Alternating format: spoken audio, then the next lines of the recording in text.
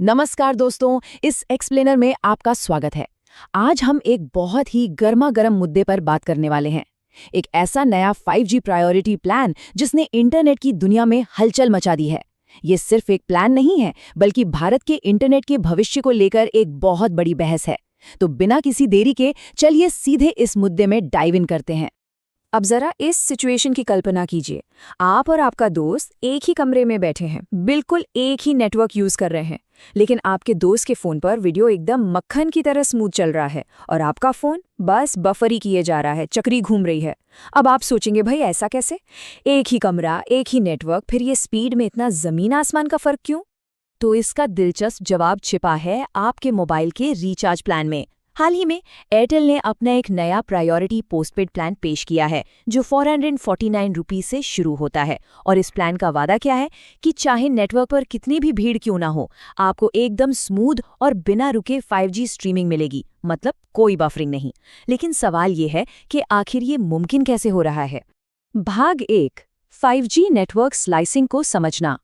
तो चलिए इस सवाल का जवाब ढूंढते हैं और उस तकनीक को समझते हैं जो स्पीड के इस फर्क को मुमकिन बना रही है। इस तकनीक का नाम है 5G नेटवर्क स्लाइसिंग। अब ये क्या है? आसान भाषा में कहें तो ये एक सॉफ्टवेयर डिफाइंड नेटवर्किंग टेक्निक है। पुराने 4G सिस्टम्स में ऐसा नहीं होता था, लेकिन 5G का आर्किटेक्चर टेलीकॉम कंपनियों को ये पार देता है कि वो एक ही फिजिकल टावर के नेटवर्क को वर्चुअली अलग अलग हिस्सों में यानी स्लाइस में बांट सकें। इसका मतलब है कि वो एंटरप्राइज, गेमिंग या फिर इन प्रीमियम यूजर्स के लिए नेटवर्क का एक अलग डेडिकेटेड रास्ता बना सकते हैं। इसको और अच्छे से समझने के लिए चलिए एक हाईवे का उदाहरण लेते हैं। 4G को आप एक ऐसा हाईवे मान लीजिए जहां हर कोई एक ही सड़क पर चल रहा है। चाहे आपके पास करोड़ों की लग्जरी कार हो या कोई बजट गाड़ी, सड़क सबके लिए एक है। लेकिन 5G स्लाइसिंग क्या करता है?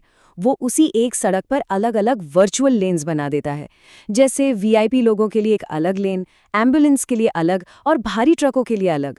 सड़क वही है, लेकिन चलने के रास्ते बिल्कुल अलग और रिजर्व्ड कर दिए गए हैं। चलिए इसे असल जिंदगी से जोड़कर देखते हैं। मान लीजिए आप किसी बहुत बड़े म्यूजिक कॉन्सर्ट या क्रिकेट स्टेडियम में हैं। वहाँ 30,000 से ज्यादा लोग हैं और जाहिर है नेटवर्क पर बहुत भारी कंजेशन है। लेकिन जिन 2,000 लोगों ने वो प्रायोरिटी प्लान लिया हुआ है ना, उन्हें इस भीड़भाड़ का कोई असर महसूस नहीं होगा।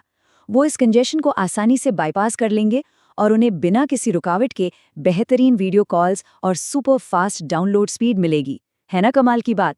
भाग 2, नेट न्यूट्रलिटी का सिद्धांत। अब तकनीक तो हम समझ गए, लेकिन चलिए उन नियमों की बात करते हैं जिनकी वजह से सरकार और टेलीकॉम रेगुलेटर यानी ट्राई इस पूरी चीज पर इतनी पैनी नजर रखे हुए हैं। यहाँ एंट्री होती है सबसे बड़े मुद्दे की, नेट न्यूट्रलिटी यानी इंटरनेट निरपेक्षता। इसका बहुत सीधा सा मतलब ये है कि इंटरनेट पर हर तरह के डेटा और ट्रैफिक के साथ बिल्कुल एक जैसा बर्ताव होना चाहिए। इंटरनेट प्रोवाइडर्स ऐसा नहीं कर सकते कि वो कुछ वेबसाइट्स को फास्ट कर दें और कुछ को स्लो, और वो पैसे लेकर किसी को ऐसी फास्ट लेन भी नहीं दे सकते। सबके लिए इंटरनेट एक समान होना चाहिए। और आपको बता दूं, भारत में नेट न्यूट्रलिटी का इतिहास बहुत ही मजबूत रहा है। अगर आपको याद हो, 2015-16 में फेसबुक के फ्री बेसिक्स को लेकर कितना बड़ा बवाल हुआ था। लोगों ने इंटरनेट को कंट्रोल किए जाने का जबरदस्त विरोध किया था। इसके बाद 2018 में ट्राई ने एकदम सख्त नियम लागू कर दिए और किसी भी तरह के पेड प्रायोरिटाइजेशन पर पूरी तरह से रोक लगा दी। और आज ये नया 5G स्लाइसिंग प्लान उन्हीं मजबूत नियमों का एक बहुत बड़ा टेस्ट ले रहा है। भाग 3, टेलीकॉम कंपनियां बनाम समान इंटरनेट एक्सेस। तो यहाँ सबसे अहम बात यह है कि इस मुद्दे ने टेलीकॉम ऑपरेटरों और इंटरनेट समानता के समर्थकों के बीच एक बहुत बड़ी और तीखी बहस छेड़ दी है। अब अगर हम टेलीकॉम इंडस्ट्री की बात सुने तो उनका मुख्य बचाव ये है कि भाई ये क्वालिटी का अंतर है, कंटेंट का भेदभाव नहीं। उनका कहना है कि वो किसी खास ऐप या वेबसाइट को फेवर नहीं कर रहे और न ही वो छोटी कंपनियों को ब्लॉक कर रहे हैं। वो तो बस अपने नेटवर्क स्लाइस की मदद से उसे बेहतर बना रहे हैं ताकि जिन्हें ग्लोबल एंटरप्राइज ग्रेड की एफिशिएंसी चाहिए उन्हें वो मिल सके। उनके हिसाब से ये सिर्फ और सिर्फ नेटवर्क ऑप्टिमाइजेशन है, कोई भेदभाव नहीं। लेकिन सिक्के का दूसरा पहलू भी है। जो आलोचक हैं, जो इंटरनेट समानता के पैरोकार हैं, उनकी बहुत ही गंभीर चिंताएं हैं। उनका मानना है कि अगर आप ज्यादा पैसे देने वाले पोस्टपेड यूजर्स को वीआईपी इंटरनेट देंगे तो इससे डिजिटल दुनिया में एक क्लास सिस्टम या पदानुक्रम बन जाएगा। सोचिए, भारत जैसे देश में जहां करोड़ों लोग सस्ते प्रीपेड प्लान्स पर निर्भर हैं, उनके लिए तो ये एक सेकेंड क्लास इंटरनेट बनकर रह जाएगा। आलोचकों की सीधी सी चेतावनी है, इंटरनेट की क्वालिटी आपकी आमदनी पर निर्भर नहीं होनी चाहिए। खैर, इन सब के बीच हमें टेलीकॉम कंपनियों की आर्थिक सच्चाई को भी समझना होगा। याद है 2016 से पहले जब डेटा कितना महंगा होता था? 2 GB डेटा के लिए 250-300 रुपए देने पड़ते थे। जियो के आने के बाद भारत का डेटा दुनिया में सबसे सस्ता हो गया। इससे हम यूजर्स का तो बहुत फायदा हुआ, लेकिन कंपनियों का प्रॉफिट मार्जिन सिकुड़ गया और उन पर भारी कर्ज चढ़ गया। अब इस 5G के युग में स्पेक्ट्रम, फाइबर और टावर्स बिछाने में सच में बेतहाशा खर्च होता है। इसलिए कंपनियों का तर्क है कि इन भारी खर्चों की भरपाई के लिए उन्हें पैसे कमाने के नए तरीके तो चाहिए ही होंगे। भाग 4, भारत का डिजिटल भविष्य। आइए देखते हैं कि ये पूरी बहस आगे चलकर क्या असर डालने वाली है, क्योंकि ये सिर्फ एक कंपनी का फैसला नहीं है, बल्कि इसके राष्ट्रीय मायने हैं। अब सारी नजरें सरकार और रेगुलेटर्स पर टिकी हैं। ये उनके लिए एक बहुत बड़ी परीक्षा है।